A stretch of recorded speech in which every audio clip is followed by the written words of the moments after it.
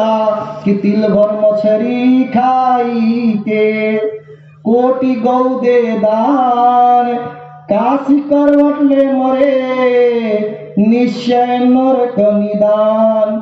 कबीर साहब ने कहा, बहुत बड़े संत थे, कहा तिल भर मछली खाई के कोटि गौ दे दान, आप करोड़ों गाय भी दान दे रहे तो भी कोई फायदा नहीं। कहा काशी करवट ले मरे, काशी में भी आप मर जाओगे, शरीर छोड़ दोगे।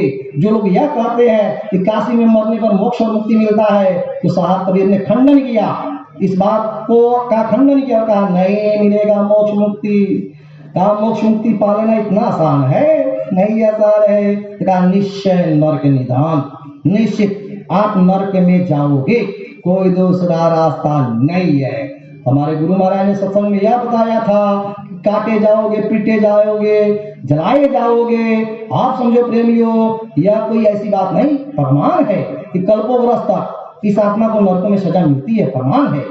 भरत जी थे, महात्मा थे, भरत जी महात्मा कहा गया उनको। भरत जी ने भी कहा कि जो करनी प्रभु समझो मोरी, नहीं निस्तार कल्प सत कोरी। कहा भगवान ने मेरे करनी को अगर देखा होता तो कहा 100 कल्पों तक मेरा छुटकारा होता, नहीं होता। इसने कहा भरत जी जैसे महात्मा, उन्होंने कहा तो जो हम आम इंसान है, हमारी आपकी छुटकारा ऐसे हो जाएगी? नहीं होगी। क्यों नहीं होगी? क्योंकि भगवान राम ने कहा कर्म प्रधान विश्व रचि राखा, जो जस गरई सो तस फल चाखा। कर्म का प्रधानता है। आप समझिए कि कर्मों का यह बदला तो सबको देना पड़ा, आपको भी देना पड़ेगा, हमको भी देना पड़ेगा, जो अवतारी शक्तियां आई उनको भी देना पड़ा। आप समझो प्रेमियों, ये दशरथ जी थे, दशरथ जी राम जी के पिताजी, लेकिन आप समझिए राम कौन थे?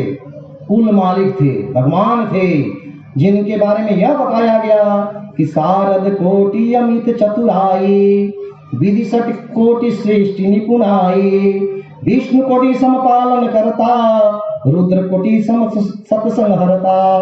लोग तो यह कहते हैं कि विष्णु के अवतार थे, लेकिन रामचरितमानस में यह लिखा कि करोड़ों विष्णु के जैसे पालन करने की क्षमता थी। किन में थी? भगवान राम में थी। सारद कोटि अमित चतुराई, करोड़ों सरस्वती की जैसे बुद्धिमत्ता थी। आप समझो प्रेमी, इतने पावर रखने वाले राम, लेकिन जब वक्त आया तो दशरथ जी को तड़प तड़प कर शरीर छोड़ना पड़ा। बचे? आप समझो प्रेमी, कर्मों की सजा से बचे, प्रमाण है। नहीं बच पाए, नहीं बच पाए। कैसे? जब मारे थे, किसको मारे थे? श्रवण कुमार को मारे थे। कैसे मारे थे? अनजान में मारे थे, जानबूझकर नहीं मारे थे, अनजान में मारे थे। और अनजान में जब उन्होंने श्रवण कुमार को मार दिया, और जब वह उनके श्रवण कुमार के माता पिता जब उनको श्राप दे दिए, ताजिमी हम पुत्र वियोग में दशरथ त्याग हूँ प्राण, ऐसे तम तजहु तम हूँ मानव वचन प्रमाण। कैसे भी आप भी तड़प कर मरोगे। ये कहा जब श्रवण के माता पिता जब यह बोले, समय आया तो राम भगवान थे, रामा राम की भ्रिकुटी विलासा, होई विश्व पुनि पावई नासा। उनके भोग के इशारे से यह सृष्टि की उत्पत्ति और नाश हो जाए, इतने पावर रखने वाले राम अपने पिता के कर्मों को नहीं टाल सके। टाल सके क्या? नहीं। जैसे श्रवण के माता पिता जैसे तड़प तड़प कर शरीर छोड़े, समय आया तो दशरथ जी को भी तड़प तड़प कर शरीर छोड़ना पड़ा। बचे कर्मों की सजा से, अनजान में मारे थे तब इतनी भयंकर सजा मिल गई।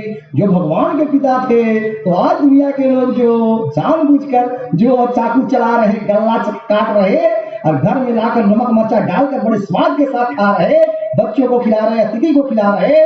जबकि यह बताया जाता अतिथि देवो भव, अतिथि देवता होता है, मेहमान देवता होता है, और देवता को मांस खिलाया जाएगा। आप समझो देवता मांस खाएगा? वह अतिथि, वह जो मांस खाता है, तो अतिथि वह देवो भव नहीं है, अतिथि दानव भव। वो जो मांस खाता है और जो खिलाते हैं, तो वह क्या सत्कार करेंगे। आप समझो प्रेमियों, तो गुरु महाराज सत्संग में बताए थे अरे बड़ी कठोर सजा मिल जाती है, आप जानबूझकर करो कर्म या अनजाने में करो कर्म, उसकी सजा मिल जाती है। तो मैं पिताजी को समझाता था कि पिताजी मान जाइए, छोड़ दीजिए।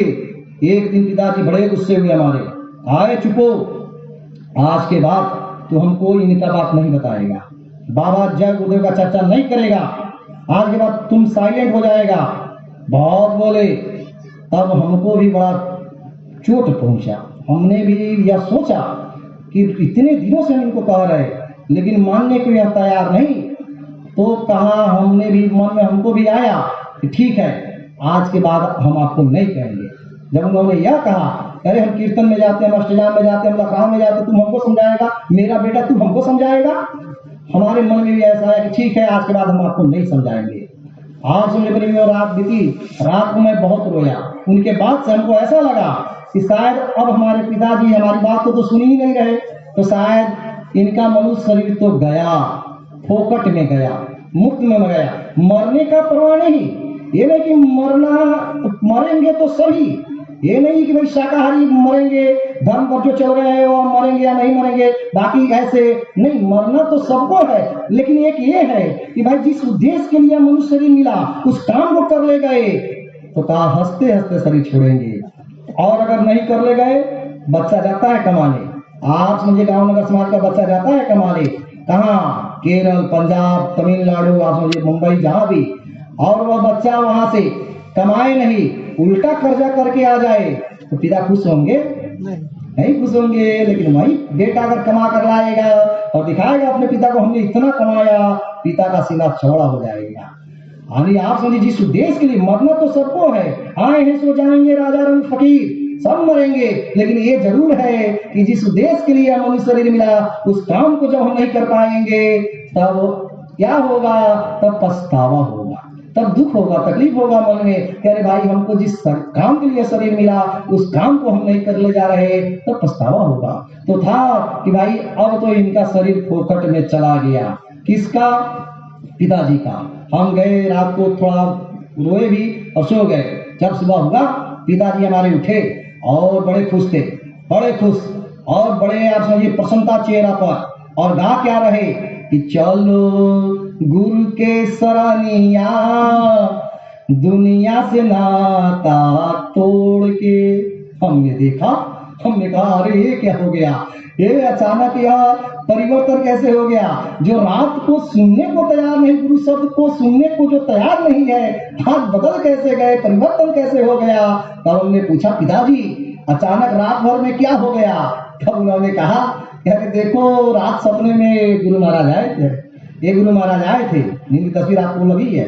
रात गुरु महाराज आए थे और गुरु महाराज ने हमको समझाया, हमको बताया, और देखिए सपने में भी आकर महापुरुष महात्मा लोगों के जीवन को कैसे बदल दे रहे हैं। तो जो संत सदगुरु होते हैं वह किसी को मारते नहीं है, आप समझिए किसी को गाली नहीं देते, प्यार प्रेम से बदल देते हैं। शराब पीने वाले लोग गए, मथुरा जा रहे थे, शराब पीने वाले लोग शराब पीकर और रास्ते पर शराब पीते गए, और जब वहां गए और जब इनका दर्शन किया तो लोगों ने वहीं पर तौबा तौबा कर लिया, छोड़ दिया शराब को। अरे आप समझो प्रेमियों, एक हमारे चाचा जी लगभग उम्र उनकी 60 साल, जब गए थे वह 10-11 की बात है मथुरा, एक गुरु महाराज के पास, तो हमको ढूंढ रहे थे। जब दर्शन किया गुरु महाराज का, ढूंढ रहे थे, कहा संजय आज कितना तारीख है? हमने कहा क्या बात है? कहा निकालो डायरी और लिखो आज का तारीख। कहा क्या बात है? तो कहते आज मेरा जन्म हुआ है। आप मुझे 60 साल का व्यक्ति और यह कह रहे कि आज मेरा जन्म हुआ है, आप क्या मान सकते हैं? ये संत सदगुरु की ऐसी महिमा होती है, या किसी को मारते नहीं है, प्रेम प्यार से। एक आदमी मिला ट्रेन में गुरु महाराज को, और वह आदमी बोला, गुरु महाराज से बोला, आप बाबा जय गुरुदेव हो? उस गुरु महाराज ने क्या बोला? अरे हम जय गुरुदेव नहीं है, जय गुरुदेव तो उस मालिक का नाम है, भगवान का नाम है, अल्लाह खुदा गॉड का नाम है, हम जय गुरुदेव नहीं है, हम तो उनका प्रचार करते हैं। तो कहा नहीं नहीं, आप बाबा जय गुरुदेव जी महाराज हो, लेकिन आप जितना जोर लगा लो मैं जय गुरुदेव नहीं बोलूंगा। किसने कहा? और ट्रेन में आदमी ने कहा आप जितना जोर लगा लो मैं जय गुरुदेव नहीं बोलूंगा। गुरु महाराज ने कहा क्या नहीं बोलेगा? कहा जय गुरुदेव नहीं बोलूंगा। फिर गुरु महाराज ने कहा क्या नहीं बोलेगा? कहा जय गुरुदेव नहीं बोलूंगा। गुरु महाराज ने कहा बोल तो रहे हो, अरे बोल तो रहे हो, अब बोलोगे क्यों नहीं? गुरु महाराज ने कहा बोलोगे क्यों नहीं? मेरा नाम थोड़ी ना, ये तो भगवान का नाम है, अल्लाह खुदा गॉड का नाम है, ईश्वर का नाम है, परमात्मा का नाम है, बोलोगे क्यों नहीं? बोलना पड़ेगा, बोलना पड़ेगा। ये जिनकी तस्वीर देख रहे हैं, ये बाबा उमाकांत जी महाराज, ये वक्त के गुरु, इन्होंने कहा कि ये बच्चे, जब आप मुसीबत में पड़ोगे, जब दुख तकलीफ में पड़ोगे, 20 साल का पुराना बीमारी आपका ठीक नहीं हो रहा, आप बीमारी से परेशान है, तकलीफ से परेशान है, मुसीबतों का पहाड़ पर गिरा है, ऐसे काम जो आपके नहीं हो पा रहे, जब जय गुरुदेव नाम लेने से वह काम आपका बनने लगेगा। जब जय गुरुदेव नाम लेने से आपकी बीमारी धीरे धीरे कम होने लगेगी, तो आप जय गुरुदेव बोलोगे कि नहीं बोलोगे? नहीं बोल रहे आप लोग?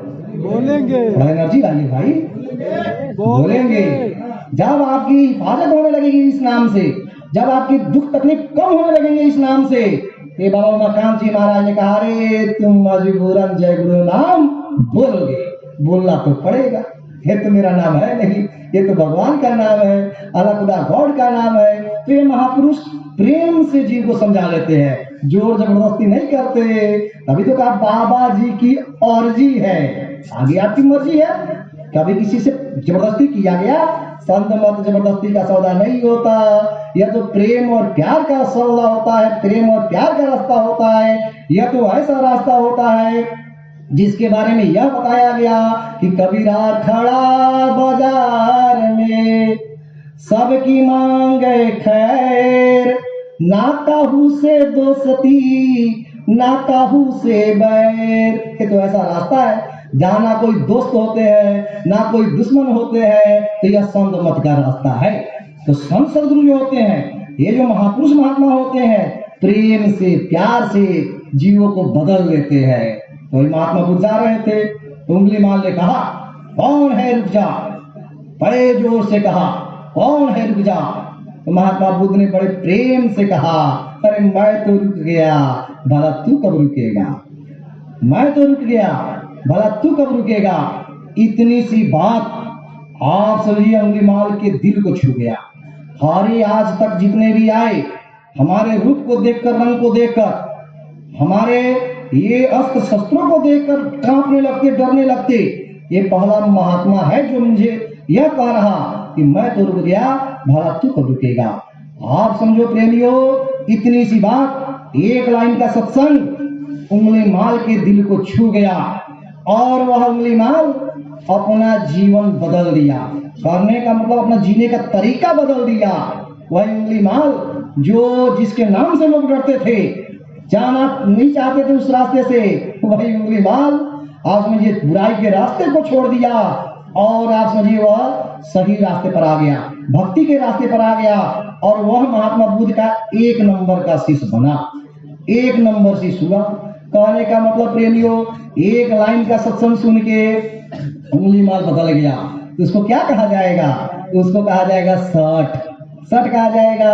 अच्छी संगति मिली नहीं थी, जब तक गलत संगत में पड़ा था, जानकारी थी नहीं, लेकिन जैसे महात्मा बुद्ध का सोहबत मिला, महात्मा बुद्ध या उंगलीमाल बदल गए। तो कहा इसको कहा गया सठ। और मूर्ख, कहा मूर्ख हृदय नाचे, जो गुरु मिलहि विरंची सम, फूलई फलई न भेद, यद्यपि सुधा पर सही चला।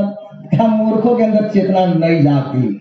अगर ब्रह्मा जैसे गुरु भी मिल जाए और कहा दे ऐ छोड़ दो, 2-2-4 होता है, 5 नहीं होता, तभी इसमें भी दिमाग लगा देंगे लोग। अरे आप क्या पढ़ाओगे हमको, हम तो बुद्धिमान है, चालाक है, चतुर है, हम आपकी बात को नहीं मानेंगे। तो गोस्वामी जी महाराज ने कहा कि वह होते हैं मूर्ख। मूर्ख हृदय न चेत, जो गुरु मिलहि विरंची सम, फूलई फलई न भेद, यद्यपि सुधा बरसई जलत। जैसे बेत के पेड़ पर यह बादल अमृत की वर्षा कर दे तो भी वह न फलेगा न फूलेगा, वैसे होते हैं मूर्ख। आप प्रेमियों, हमको यह समझना है कि अगर हम टेकी ही बने रहे, कि भाई हम कैसे जाए, कैसे माने, इतना दिन तक तो हमने माना नहीं, जाना नहीं, लोग कहते रह गए, बाबा जी के शिष्य कहते रह गए, हम तो इनको माने नहीं, कैसे माने, अगर टेकी ही बने रह गए तो आप समझिए यह मनुष्य शरीर फोकट में चला गया, यह मनुष्य शरीर आपका व्यर्थ में चला गया। आप समझिए यह मनुष्य शरीर फिर पाने